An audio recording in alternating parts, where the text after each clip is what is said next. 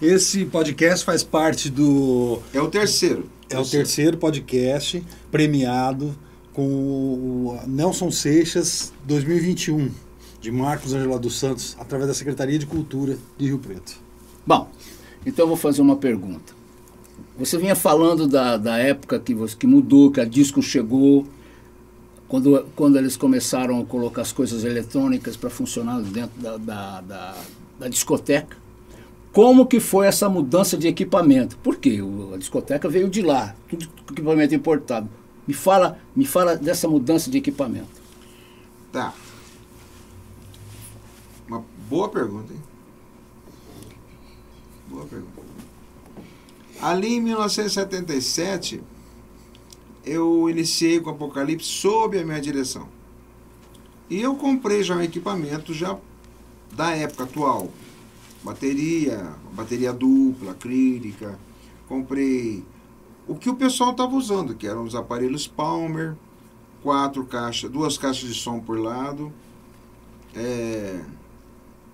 Mas eu já saí em 77 com uma Kombi para levar os músicos, que tinha inclusive cortina na janelinha para o sol deixar a gente dormir na volta.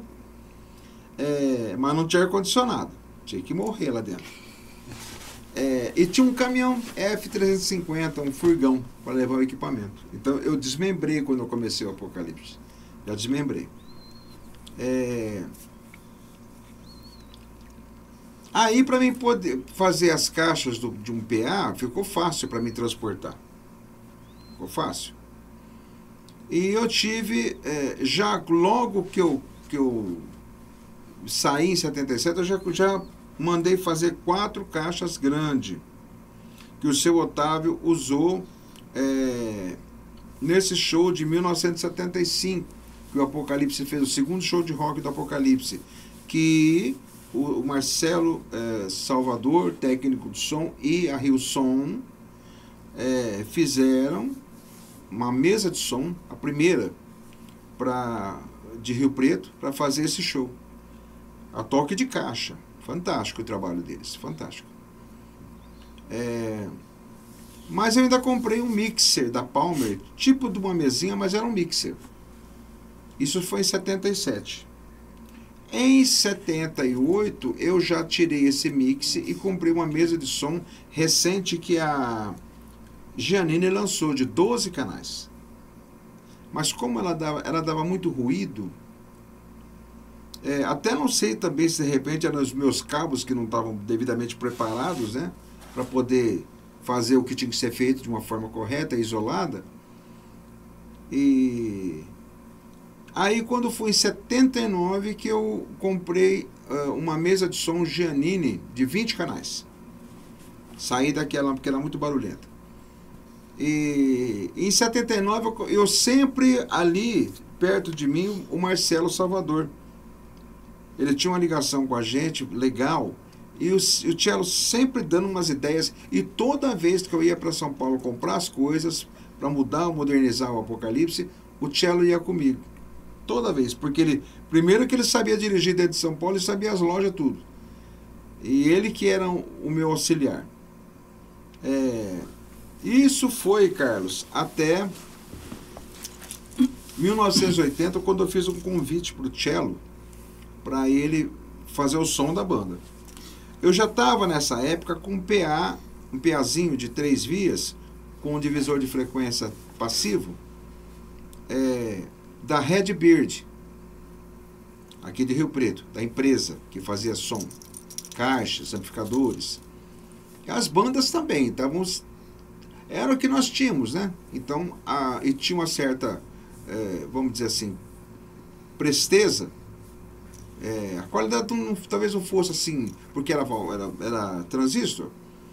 E lógico que o válvula leva uma vantagem acima. Mas o pessoal estava usando e estava vendendo demais. A Rio-Som estava fantástica. A ex-Rio-Som, Redbird agora. Aí eu falei com o Cello falou, vou fazer o seguinte, eu vendo, só que é o seguinte, vamos mudar tudo isso. E eu encarei com ele. E fomos para São Paulo. O que nós temos que fazer? Vamos para São Paulo e vamos trocar tudo isso que você tem aqui. E eu vendi tudo aquilo para minha tia, que minha tia era dona de um circo. E eu levei para minha tia e vendi, a tia Mércia. E fui para São Paulo e compramos com o Marcelo, comprei os alto-falantes Snake, comprei as cornetas Snake, 4 falantes de 15 polegadas, 4 cornetas para médios e 4 agudos, tipo espremedor de laranja, que a gente chamava na época. Montamos o PA, fizemos as caixas, novas caixas, e montamos o PA com esse. Mudou o som da banda, totalmente, a qualidade era outra. E o cello curtiu muito. Fez assim, trabalhou 1 ano e pouquinho comigo, e foi muito legal o trabalho que ele fez, teve uma qualidade muito boa. Aí o cello começou a seguir um outro caminho profissional dele, que até hoje foi maravilhoso. E eu me lembro dessa fase que o cello estava, ele era operador de som, eu levava tape deck, eu chegava para gravar todos os bailes do Apocalipse. Tape deck, eu chegava com o tape deck debaixo do braço, pegava pro cello, onde é que eu ligo? E era exatamente assim. Gravava os bailes do Apocalipse.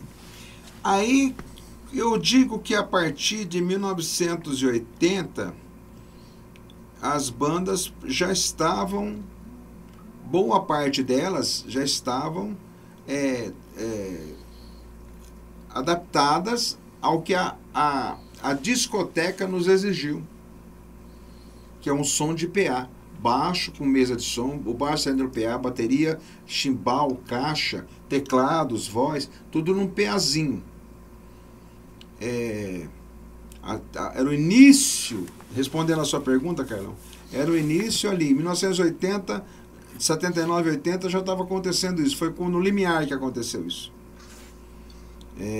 Eu falo as bandas do interior, as bandas de São Paulo mais rapidamente se adaptaram a isso. Sim, a primeira banda de baile que eu assisti que já usava o sistema de PA foi o Super Som TA. Super Som TA. Super Som TA, eu fui no Automóvel Clube, assisti um baile dele, chegou lá aquele PA, que eu nunca tinha visto, banda, né, usando PA, né, aquele som, pelo amor de Deus. Era um disco E tocando esse baile que você época. viu no Automóvel Clube foi o baile que o cello saiu do Apocalipse e foi pro Super Som TA. Sim. Certo. E ele saiu, e ali ele viu, e aí entrou em contato, e ele entrou, o dono da banda, o Nilo, embora o cello não tivesse ainda um currículo maior, mas aceitou ele, porque o cello era muito forte, era muito, muito, muito forte no que ele fazia, muito incisivo. E ele trabalhou muito com a Super Som TA. E o Nilo era um cara que era muito exigente. Né? O Super Som TA era, naquela época, já fazia um bom tempo, a melhor banda do Brasil, né, Luizinho? Sim. Uma banda que naquela época já existia bailarinos, coreografia, era iluminação, era tudo perfeito. Guarda-roupa maravilhoso. Figurino, naquela época, né? Aliás, eles tocavam em boates dos Estados Unidos, né? Verdade. Eles tocavam em boates nessa época, disco, né? Nossa! Eles tocavam lá, que é onde veio essa onda aí. E eles tocavam lá, né? Coisa para os senhores verem a qualidade, né? E ele chegava aqui, a gente assistia, a gente que era de bandas inferiores, a gente tinha que pegar e assistir. E eu assisti muito nos anos 80, essas bandas, o Banda do Brejo, o Placa Luminosa, o Super Som TA, aquela de Campinas, esqueci o nome, que ele se autodenominava como o Rei Conif brasileiro. Esqueci o nome dessa banda. Sexto Sentido. Sexto Sentido. Tinha o Rancho do Rio de Janeiro, tinha aquelas bandas da Rearte. Tinha o Paiol. Bandas fortes, nível A. A qual a Tropical Brazilian Band, também com o Gregório Barros, ela estava no mesmo nível. Não, de repente, em função de equipamento. Acho que equipamento, a Tropical... O Luiz não quis gastar muito por isso, não, porque não precisava. O que o povo que curtia o Gregório Barros queria é o som que a Tropical tinha, do jeito que era. Um som ameno, tranquilo, suave, e o povo adorava. Então não precisava investir, não tinha necessidade. Ali não tinha necessidade. Ali era só bastava a orquestra tocar os metais e o Gregório cantar, né, Luizinho? Era por aí, né? E o Gregório ia nas mesas cantar, fazia isso, né? A Tropical Brisa mesmo fazia o baile, fazia uma parte do baile, o Gregório Bassi fazia um show no meio, na pista, né? Na pista. Andava, fazia o show todinho na pista, depois ele subia no palco, cantava pro pessoal dançar. Porque quando ele cantava os boleros, o pessoal queria começar a dançar, e ele não admitia. Ele Não, falava, é isso. agora, nesse momento, é o show, é a minha apresentação. É. Né? Vocês vão assistir. Depois ele subia no palco e aí ele tocava, aí eles tocavam pro pessoal dançar. Eu E ele vi ficava isso. mais meia hora, 40 minutos cantando pro pessoal dançar. Verdade. Foi uma sacada, né, nessa época Nossa, aí. fantástico, fantástico. Em cima disso, o Sexteto Brasileiro fazia com o Mário Santiago. O Sim, que sexteto- surgiu também daí, A né? criação surgiu do daí, Luiz do Carlos Luiz Carlos. Ribeiro. Foi outra criação. Olha a sacada do Luiz Carlos Ribeiro, da L. Ribeiro, pai do Luiz Henrique. Criou o Sexteto Brasileiro, de músicas do passado. Gente, foi um absurdo o sucesso que aquela banda fez. Vendeu demais, trabalhou demais, tocava só músicas do passado, que nem Era um grupo voltado para Seresta. Seresta. Exatamente. E tinha o show com o Mário Santiago, que era um Mário seresteiro, né? Exatamente. Das noites Não, paulistanas, e a né? sacada do teu pai para trazer o cara certo, que era o Mário Santiago. E agradava, Nossa. hein? Agradava demais, demais, demais. Incrível, incrível. Ótimos músicos, o Sexteto Brasileiro, puxa vida. O sexteto era o Vavá, Vadeco, Nestor, Vadeco, Baltazar. Baltazar. Olha Aí isso, tinha cara. o sopro, tinha o Adilson no trompete, que é o Schettini. o irmão do Leopoldo, lá de Tupã. Leopoldo, de O Era o Schettini. Schettini de sax e o... Não, e você sabe que no sexteto, o primeiro, junto com o Adilson no trompete, veio o Del, que depois passou a fazer parte do Apocalipse. Puxa vida, é verdade. O Del que hoje hoje não, depois passou a fazer parte do Me Paralamas, lembrei né? disso que o Monteiro, o saxofonista Monteiro, que tocou no Apocalipse também entre 81 e 82, aí daqui ele saiu, foi para o Rio tocar no Paiol. No Paiol. Aí do Paiol ele teve uma desilusão, voltou para Rio Preto e ficou aqui no anonimato, ninguém sabia que ele estava aqui, Sim. trabalhando de marceneiro. Ficou 1 ano ou 2 anos aqui. Aí ele foi chamado e foi indefinitivamente, está até hoje, no Paralamas do O Sucesso. Del que levou ele. Sim, o Del foi o primeiro para lá e puxou ele.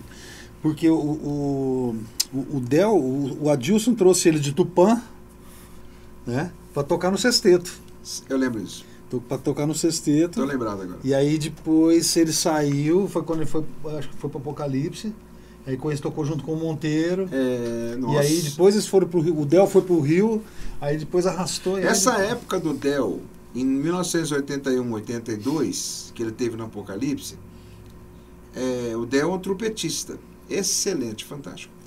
O Apocalipse, ele tinha na formação nessa época o Clodoaldo Caniza, o William Bassiti, Vanderlei Tedeschi, Rui Buares, eu de guitarra, o Berto, falecido, espetacular cantor, e o Del e o Monteiro, sax e trompete. Faltou um. Pauleste. Não, a Paulette não entrou nessa época. Depois. Essa época estava sem a Paulette, sem a cantora. A Paulette entrou em 83. Isso foi em 81. Aí o Apocalipse já estava com um ônibus também, famoso Chatune. Enfim, eu sei que paralelo a essa época das bandas aqui de Rio Preto, nós tínhamos também as bandas da região, de fora, das outras cidades, que cresceram muito. Eu me lembro que em 1973, o Clube Monte Líbano aqui de Rio Preto, que era originalmente a sede ali na Siqueira Campos, antes de ter o clube de campo, eles se deslocou da sede na Siqueira Campos, foi para a Galeria Bacete primeiro andar, aonde depois foi o Harmonia Clube, a partir de 75, se deslocou ali para fazer uma reforma da sede na Siqueira Campos. E ali, no centro da cidade, ali na Galeria Bacete, no Monte Líbano, durante essa fase de reforma, um dos bailes que teve foi com um grupo chamado Grupo 17. Grupo 17, eu me lembro desse grupo. De Ribeirão Preto. Eu fui assistir. E eu me lembro muito bem ali naquele dia eu tive um aprendizado do que é a personalidade de uma banda. Uma banda, ela não é só fazer cover e tocar os sucessos que está na rádio, fazer aquilo e só tocar aquilo que o povo conhece na rádio. Não. Eu vi isso com o Grupo 17 nesse dia, em 1973. Depois, mais tarde, eu vi isso presencialmente e fortemente com uma das bandas que, para mim, nesse quesito de personificar, de personalidade do trabalho que eu falo, senhoras e senhores, é da hora do baile, das 11 às 4. É isso que eu estou falando. É da hora fazer o sucesso ali, dentro do salão. Banda do Brejo. E em seguida, Placa Luminosa. O Placa Luminosa é estilo diferente do Banda do Brejo. Placa Luminosa era o que eles chamavam de o Earth, Wind and Fire brasileiro. Os caras já eram artistas quando eles subiam no palco para passar som. Incrível! Eles faziam a abertura deles e o povo que tinha que se adaptar ao que eles estavam tocando pela qualidade, encantavam pela qualidade. O Banda do Brejo também, só que o Banda do Brejo tinha qualidade, mas assim, numa época em que ninguém podia tocar samba, que o Brasil passou por vários momentos assim, não podia tocar samba, que o povo, a pista ficava vazia, não podia tocar. E o Banda do Brejo, nessa época, tocava, eu vi eles fazerem um arranjo usando bandolim, tocaram um chorinho, papadabadabá, papadabadabá, papadabadabá, papadabadabá, papadabadabá. Coisa linda. Eu falei, mano, não acredito. E eu olhando neles no palco, no Automóvel Clube, Baile do Bicho da Medicina, 1981. Eu olhava para o público, a reação do público, porque a minha vida toda eu vivi disso. Da reação do público, para saber o caminho que eu trilhava durante as horas de baile. E eu olhava para o público e olhava para os caras tocando e nem aí com preocupação com o povo. Não, o povo que tem que se adaptar a gente. Tipo assim, eles dizendo desse jeito. Cara, e é interessante que quando o artista impõe com sabedoria e personalidade, o povo aceita. Exatamente isso que eu ia dizer.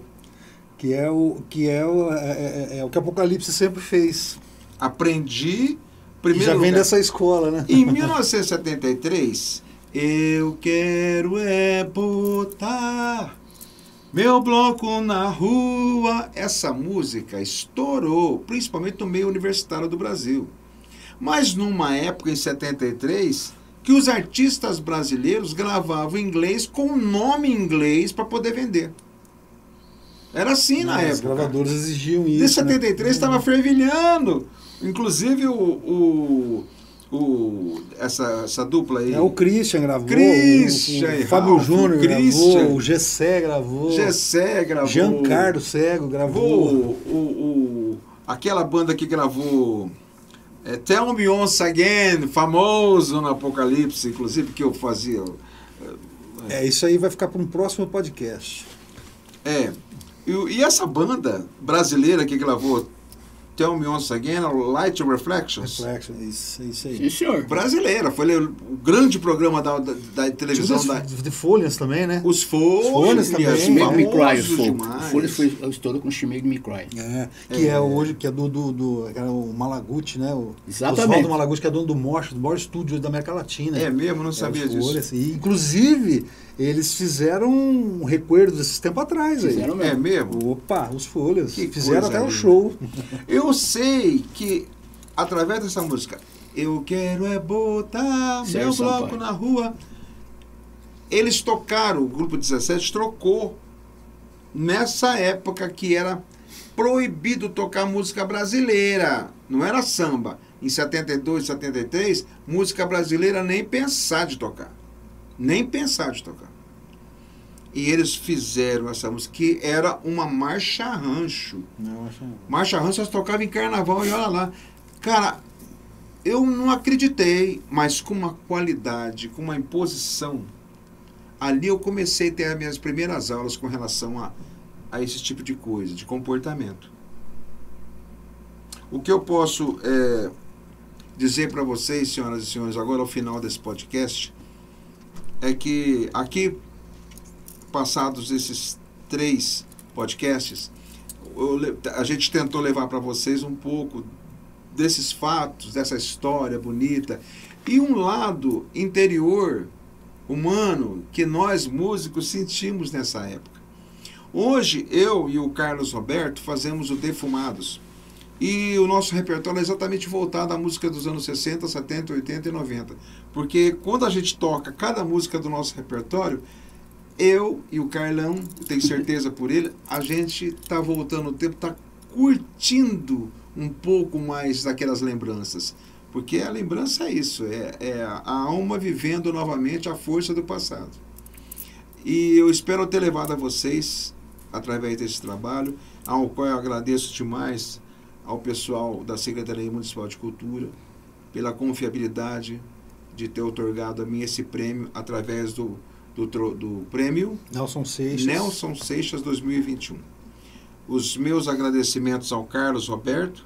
Estamos aí, muito obrigado. Meu agradecimento ao meu amigo Luizinho Ribeiro, fantástico. Sempre. Meu agradecimento ao meu produtor de câmera, Luiz Fernando Ribeiro, filho do Luizinho Ribeiro. Coitadinho pequenininho. Abraço a todos vocês, muito obrigado, que Deus os abençoe.